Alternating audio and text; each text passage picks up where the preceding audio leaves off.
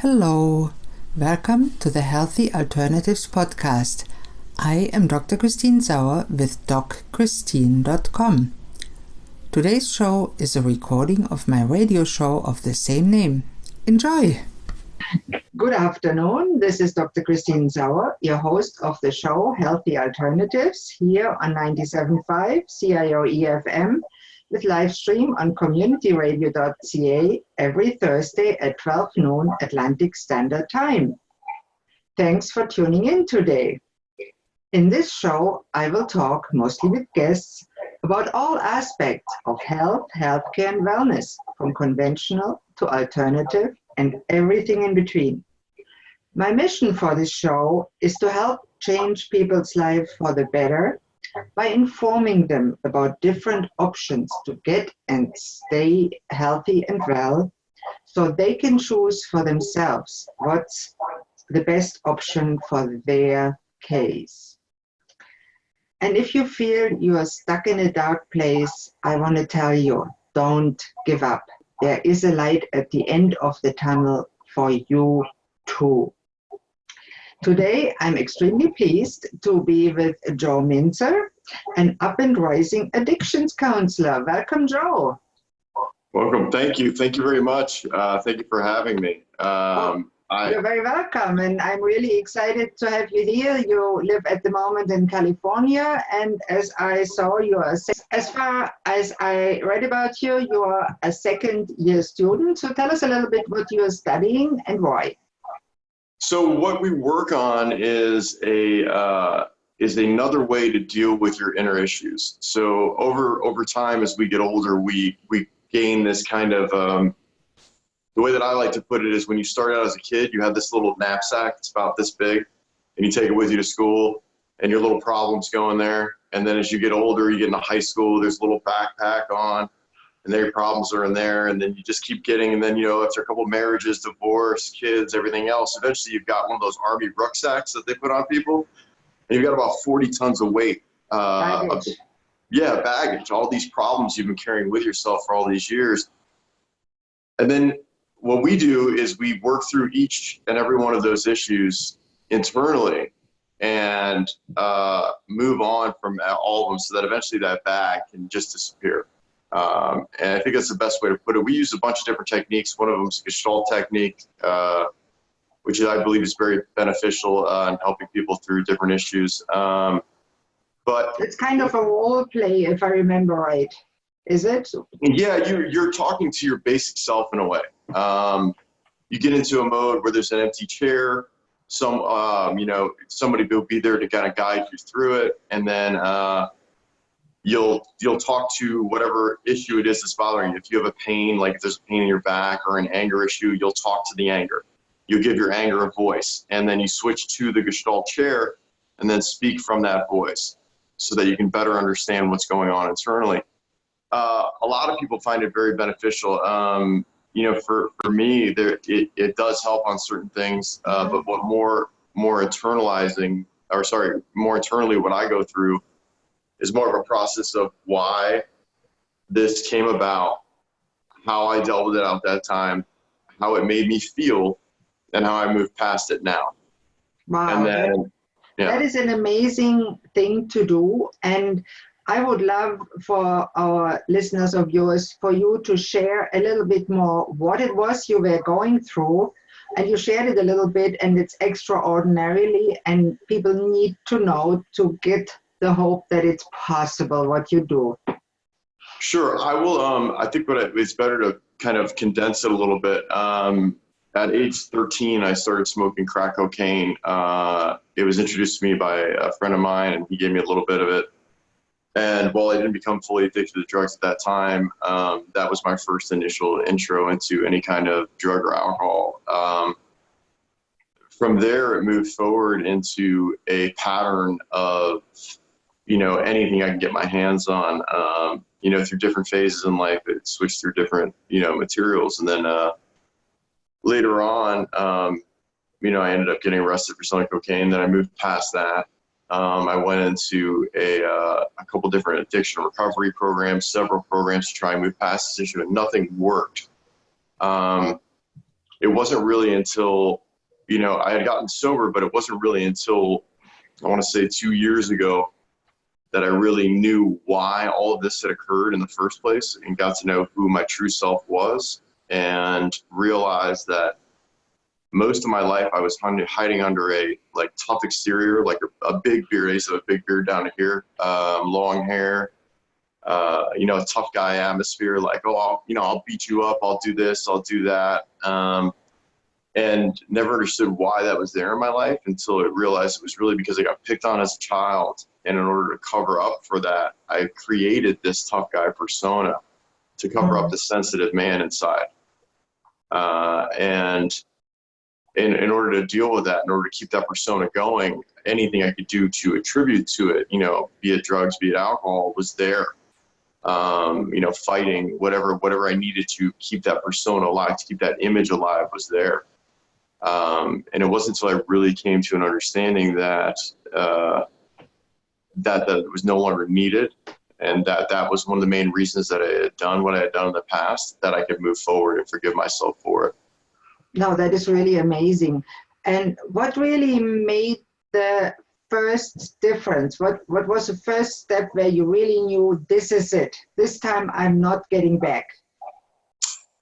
There's it's hard to attribute it to one thing, but in my head it was just a acceptance of what was going on in the situation, and just that this you get to a point where you're just sick of everything that's going on, and you're just kind of like, well, this is obviously not working, but you have to accept that it's not working. It's not working throughout this process, but you don't want to admit to it. So once you can accept that it's not working and be like, this isn't working for me, I need a change, I need a movement in my life. So there was that decision for change. And I find that in all my clients and myself, that was the starting point. You have to make the decision. This is not working, as you said, it needs to change. And I'm the only one I can change. Yes, and in a way, you also have to be, I don't know, for me, I shouldn't say it for everyone, but for me, I had to be angry at it. I had to be angry and disgusted at the person I had become, because I knew that it wasn't the real me. Mm-hmm. And I wanted that real me back. And as somebody who's been living in it now and just enjoying my life day to day, I have my ups and downs like anybody else. But that part of it's not there anymore. It's here, it's to the side. And now my life is filled with spirituality, and it's filled with, exercise and meditation. And that's what consumes my life, as opposed to, well, what bar are we going to this weekend? Right. I was blessed. God stepped in and gave me a massive panic attack on the last day I ever drank. And I tried to calm it down with probably like a bottle and a half, 2 bottles of vodka, somewhere around there. It wouldn't calm my heart rate down. It was at 149 beats per minute. I ended up in the hospital. They tried to calm me down. They did what hospitals do. They gave me a dosage of Ativan. That didn't work. They gave me another dosage of Ativan. This is after giving me a breathalyzer that blew 0.20, I think, or something around. There's an astronomically high number. Then they just kicked me out of the hospital. They didn't do anything else. They sent me on my way out of the hospital, walking down the street on a ton of medication and a couple bottles of vodka. Oh my God. Yeah, and then I got home, and my aunt had flown in, and she came into my apartment. My apartment's a mess. Just to kind of set the scene for you, there's clothes everywhere, literally just clothes everywhere. There's empty bottles. I tried to clean up as much as possible before she got there, bottles. Pizza boxes. Yeah, I understand. Yeah. Mm-hmm. Yeah, and she came in and she was like, well, she's like, what are you gonna do? And I just looked at her. I was like, I can't live like this anymore. I can't do it. And that was it. And she didn't really realize at the time that there was a problem there. She just knew that I wasn't happy. So her way of working with things through life that I've taken on to my life is not so much to work on the issue itself, but to work on your level of how you feel, your happiness. If you're upset, well, what's causing the upset? Mm-hmm. If you're depressed, what's causing the depression? Look at the cause first and then move forward. And that's so important. And what I do is I look more at the physical root causes that are important too. And as you said, now you exercise, but often it's that little voice that has to make the decision, and you have to find yourself. And you obviously did that, and I commend you for that. It's hard. So, and I'm sure in the beginning it was scary to change from the tough guy to a vulnerable, sensitive man that you are. Yeah, anytime you step into vulnerability, it's a process. Your ego will come up and try to bring you back to your comfort zone at times and be like, this is not where you're supposed to be. Go back to this. Why are you doing this yourself? This is uncomfortable. You don't feel well. This is like everything is, for the first 6 months, everything's so hypersensitive. Everything around you is very triggering.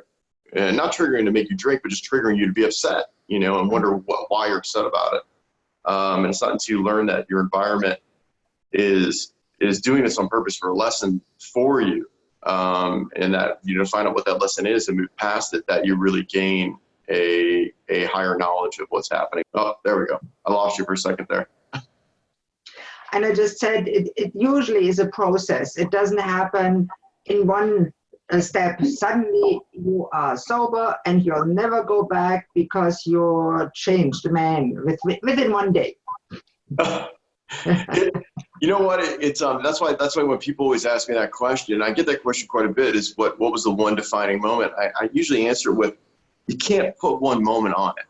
There's more than one defining moment. There's a level, there's stairs of defining moments that lead up to sobriety. Mm-hmm. And if you can't look back at those stairs and be okay with them, you're not completely happy with your life. You're not going to move forward. There's moments that I go back to in my history of getting clean that are big moments that make me really think about what happened. Mm-hmm. So that's really amazing, and it must have been hard. How did you go through the withdrawal? Did you do that yourself, or did you check yourself in a hospital? I went through it myself, and oddly enough, it wasn't bad.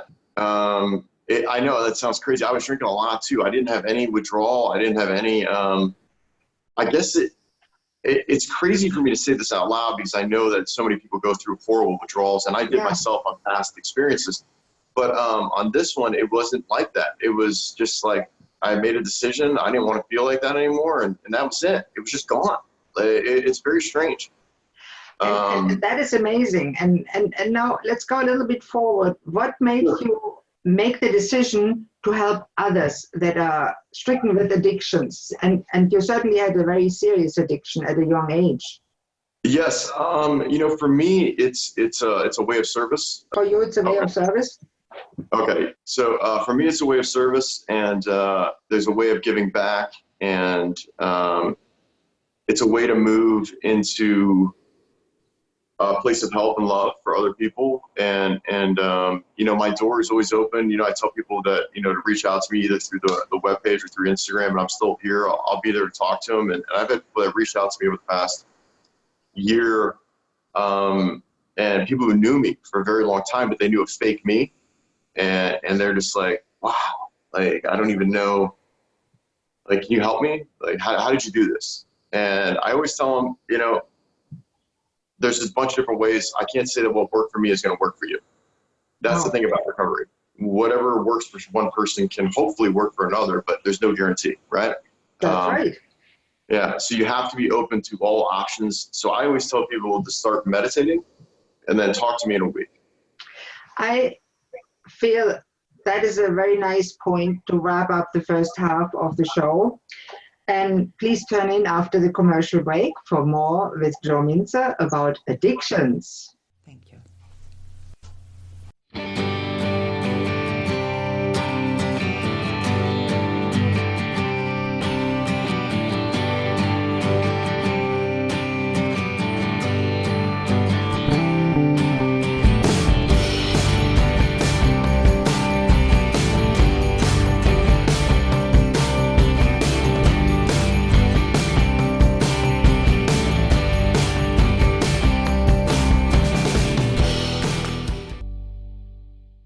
Hello and welcome back to Healthy Alternatives here on 97.5 CIOE FM with livecast on communityradio.ca.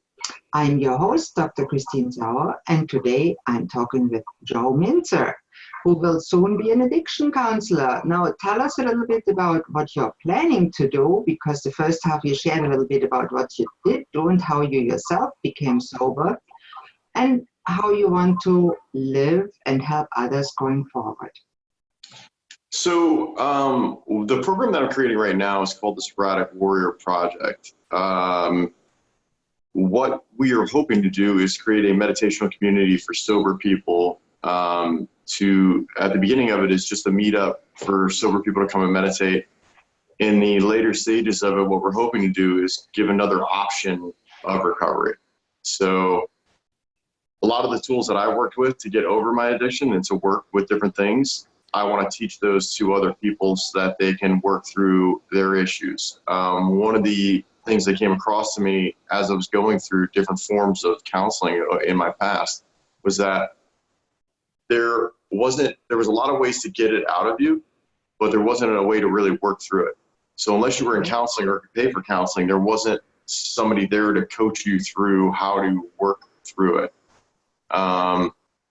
And so here I am, like, pouring my heart out to all these people, but then I'd leave and be still triggered and didn't know how to work past it. So there was no tools in my head at the time for me that didn't work. And I always clarify that with, for me, it didn't work. And in that sense, it did work in other sense. It is well known that the conventional addiction treatment programs do not work for most of the addicts that go through it. Yeah. And one of the reasons for that, I believe, is that, well, one of the steps in the process is extremely important, which is surrendering into your addiction to accept that you have an issue. I think that one of the things that I always say is moving past that. The two most powerful words in the English language are I am. Why would you put such a negative connotation after it on a repeated daily basis? Why not wake up in the morning and tell yourself, I am beautiful, I am loved, I am part of this world and happy to be a part of it. I am here to share myself with others. Put something positive behind it. And that's really what we want to teach people is how to move forward in a positive light, in a positive manner, and understand that you're perfect just the way you are, that there's nothing that needs to change about you, that you were on this path, you're on that path that led you here, and that's all that really matters. That there's nothing else in life that needs to be taken in and on by you, that you are okay, and just get it out and work through it and move on and love who you really are as a person. Because I think that a lot of the people that I've talked to in the past have their issues have started with addiction mainly because they're very unhappy with looking in a mirror, for whatever it might be, teeth, eyes, nose, weight.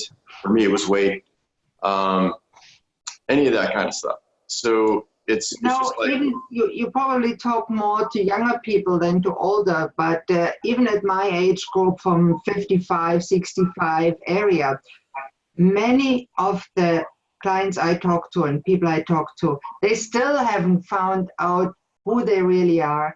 They still don't talk to themselves gently and are kind to themselves. And one sentence I say most often is, would you say that to your best friend? And when they say no, I said, why are you not your own best friend? Yeah. It's so much easier to find comfort in others than it is in ourselves. And I think that's what happens with people. They search for others for their comfort as opposed to learning to be on your own. I'm an extrovert. So let me tell you something. For me, it was even harder because I love to talk to people. I love to go out and talk to people. I live for that kind of thing. So to sit by myself is one of the most unnerving things possible. So when I started meditating, that process for me was very complicated. And once I fell in love with it and fell in love with spending time with myself, now I'm okay either way. I can be here by myself, be totally happy. What kind of meditation do you prefer, and do you see your clients to prefer or your future clients to prefer? Well, when you're starting out, I always recommend guided meditation because I think it's the easiest to get through. I moved into more of a Tibetan singing bowl, Om, a 9-hue meditation, a chanting meditation. I start with an outward chant and then I bring it inner for the rest of my meditation. I know that a lot of people I know are very big fans of transcendental meditation. I've never practiced it myself, so I couldn't give any kind of, up or down to it. But I know that for a lot of people, it works very well. Mm-hmm. And then eventually into a silent meditation where you're just, focusing on your breathing. In for 4, hold for 4, out for 4 is what I like to do. But reality is there's no wrong way to meditate. Focus on your, on your breathing and get through it. And it sounds like such a simple thing to do, but for some reason people have such a resistance to it. I think it's because a lot of times what comes forward is what your biggest issue is. Mm-hmm. Like for the first couple of months when I meditated, all this stuff would come forward for me. All this artwork, poetry, all these different designs. It's my creative side came right back out. And I was like, well, why has this been hidden for so many years? And it was just because you weren't ready to see it, especially with technology the way it is, I think it's key to mention that if you're going to meditate, turn off your phone. Like, allow yourself those 30 minutes a day without a phone. I try to start my day without even looking at my phone for the first 30 minutes. I'm not always the best at it because I do have to look at it for work. But, I really try to give myself time away from the electronics. And even as I look at my apartment right now, there's, 2 laptops, a tablet, a phone, watch, the whole 9. But I try to shut them all off for the time being, when I meditate. So just give yourself that time. It's wonderful that you are able to do that, because it's another addiction to electronics, and people zap on Instagram, Facebook, or whatever they like to do. And it is addictive, and those big corporations like Facebook and Twitter and Instagram, they make it addictive. That's true. It's designed to, all phones just in general, like your phone, that little blinking light is designed to grab your attention so that you turn it back on. It's really, I don't remember the name of the author, but he wrote a book on how all of that is designed to keep you locked into it. And it's a very interesting book. I wish I could remember the name of it right now. But all this stuff that we view, the television, phones, all that kind of stuff is designed to keep you in that chair. I stopped watching broadcast television years ago, and it was one of the best decisions I ever made. Correct. Yeah, it's also, a lot of the news is focused on negative energy too, because it really brings people in. I mean, they focus on the negative, and they bring the negative into their life. Start your day on a positive note. I have the same routine every morning. I wake up, coffee, meditate, gym. Then I go to work. I wake up at 5 a.m. so I could do that by 8 a.m. And I don't care. That's the best part of my day sometimes. And as long as I have that, I get through the day. And I'll tell you, over the last 2 weeks with this move, I haven't been meditating as much, and I've broken my routine. And it does, I see a big difference in the way I eat, in the way that my happiness is, in the way that, my urges go. All that stuff plays a factor into it. So it's very important that you keep on a regimen and a routine. I completely agree. A morning routine is great, whatever works for you. And I have my morning routine, and I'm the same way. I try not to start on my phone or laptop. I try to start by journaling. I have a gratitude journal, which I find very helpful. Do you do that too, gratitude? And I have a what's called a patterning journal. So when something upsets my life, I'll write in the patterning journal. I'm actually looking at it in my kitchen right now behind me. And then also I'll do some freeform writing, which I've just started to practice freeform writing. I don't know if you're familiar with that, but you basically write whatever's on your brain for about an hour, and then you burn it. I call it a brain dump. A brain dump, yeah. Great when somebody can't sleep because there's this and that they have to do. Just put it on paper, and in the morning get rid of it. Yeah. Also, if you're going to meditate and you find that something's popping in your brain right before you meditate, write it down on a piece of paper. Just get it out. I do that too. I'll write a couple notes. And that helps. That sounds good. Yeah, but I think the important thing is what you really said is that you got to focus on whatever works for you. Try different things out. I tried a lot of things out. You got to test out the waters and see what really works for you in order to find out, what's best for you. Keep in mind, you are the most important person in your life. You have to take care of you before you can take care of anybody else. So, exactly. Yeah, you have to focus on what works for you before you can step out and work on anybody else. If you're not in a good centered place, what are you doing to that person? You're dumping your stuff on them. So. Very true. Very true. Yeah. People carry it. They don't work through. Some people live for it. Some people live for their baggage. They live in. Some people like to complain. Well, yeah, it's victim mode. They live in their victimhood. I lived in it for years. Trust me. Yeah, no, it's true. There was a moment the other day that I had a little, like, you get these little things that pop into your head, and one of them was, all over these last couple of years, I've been really searching for like my true strength and true power. And then what occurred to me is, what if I've been standing in it and just didn't realize it for all this time? Wow. Yeah. What a nice thought. Yeah. Yeah. It's like, why do we always feel that there's a need for change? There's no need for change, but there's a need to process the way that you think and to hold yourself accountable for your actions. But the way that you are as a person, there's nothing that needs to be fixed. Who have fallen back off the wagon, and they'll call me up like, oh, I don't know what I'm going to do. I said, why don't you just forgive yourself? Forgive yourself for your actions, and understand that you're on a path right now, and that this is, whatever it was, as bad as it is, maybe it was supposed to happen to teach you that this is not the way that you want to live. Somebody asked me on a podcast one time, if you're going to write a book about your life, what would it be called? And my answer to it, which I love and I've shared quite a bit, is if I had to do it all over again, I wouldn't change a thing. And that really is the way that I live my life. I don't live in regret of anything that I ever did. That was all a path that led me right here, right now, to this conversation, to this area, to this movement, whatever it is. And I find it very impressive that you realize that at a young age, and good for you. And I hope that many younger people, even teenagers that feel drawn to addiction, instead feel drawn to people like you and yourself and say, okay, he did it, I can do that, maybe I should check him out. What's the best way to contact you if they want to contact you? Well, you can either contact me on my Instagram.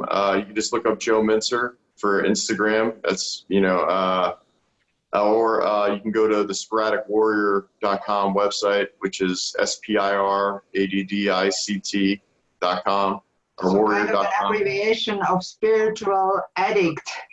That is correct. Yeah, I thought it was, so one of the teachers for the work that we do, his name was John Roger, and he wrote a book called Spiritual Warrior. So I just kind of switched around for myself into what, I took into myself. But yeah, that's the best way to contact me. You can send a message through that website, or you can just ping me on Instagram if you want, if you need to talk, if you need coaching, whatever you need. That's amazing. So I thank you very much for being on the show today, Joe. And it was an absolute pleasure. And I hope you can help many, many people achieve the same wisdom and calmness and soberness that you achieved.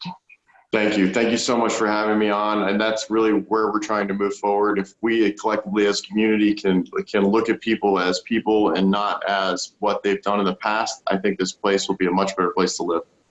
Thank you for having me. I completely agree. That's a wonderful thought to close the show.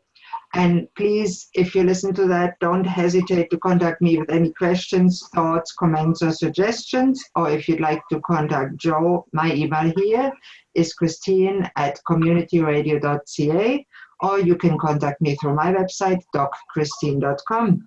And I'm always grateful for any feedback. Thank you all for listening to Healthy Alternatives. I'm your host, Dr. Christine Sauer. Tune in next Thursday at noon on 97.5 CIOE, communityradio.ca. Goodbye and have a great day.